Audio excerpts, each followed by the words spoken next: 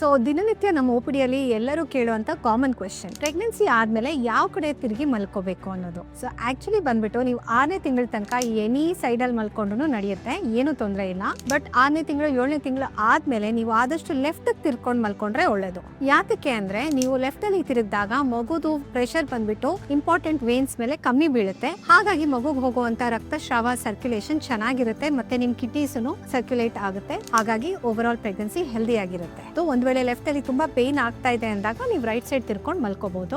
ಎರಡನೇದು ಬಂದ್ಬಿಟ್ಟು ನೀವು 9th ಮಂತ್ ಬಂದಾಗ ಅಥವಾ ನಿಮ್ಗೆ ಟ್ವಿನ್ಸ್ ಇದ್ರೆ ಇನ್ನೇನು ಡೆಲಿವರಿ ಹತ್ರ ಬರ್ಬೇಕಾದ್ರೆ ನಿಮ್ಗೆ ಉಸಿರಾಡ್ಲಿಕ್ಕೆ ತುಂಬಾ ಕಷ್ಟ ಆಗ್ಬೋದು, ಕಾಲ್ ತುಂಬಾ ಸ್ವೆಲ್ಲಿಂಗ್ ಆಗಿರ್ಬೋದು. ಈ ತರ ಏನಾದ್ರು ತೊಂದರೆ ಇದ್ದಾಗ ನೀವು ಸ್ವಲ್ಪ ಪ್ರಾಪ್ಟ್ ಅಪ್ ಪೊಸಿಷನ್ ಅಂದ್ರೆ ಸ್ವಲ್ಪ ತಲೆ ಮೇಲೆ ಕೆತ್ಕೊಂಡು ಮಲ್ಕೊಂಡ್ರೆ ಒಳ್ಳೇದು. ಅದೇ ತರ ಮತ್ತೆ ಲೆಗ್ ಎಲಿವೇಶನ್ ಅಂದ್ರೆ ಕಾಲ್ಗಳನ್ನ 2-3 ಪಿಲ್ಲೋ ಇಟ್ಕೊಂಡು ಕಾಲನ್ನು ಎತ್ತರದಲ್ಲಿ ಇಟ್ಕೊಂಡು ಮಲ್ಕೊಂಡ್ರೆ ಅವಾಗ ನಿಮ್ಗೆ ರಕ್ತಸ್ರಾವ ಕೆಳಗಡೆಯಿಂದಾನು ಇಂಪ್ರೂವ್ ಆಗುತ್ತೆ, ಕಾಲ್ ಸ್ವೆಲ್ಲಿಂಗ್ ಕಮ್ಮಿ ಆಗುತ್ತೆ. ಸೊ ನಿಮ್ ಮನೆಯಲ್ಲಿ ಮತ್ತೆ ನಿಮ್ ಫ್ರೆಂಡ್ಸ್ ಅಲ್ಲಿ ಯಾರಾದ್ರೂ ಪ್ರೆಗ್ನೆಂಟ್ ಇರೋರು ಇದ್ರೆ ಅವ್ರ ಜೊತೆ ನೀವು ಈ ವಿಡಿಯೋನ ಶೇರ್ ಮಾಡ್ಕೊಳ್ಳಿ. Thank you.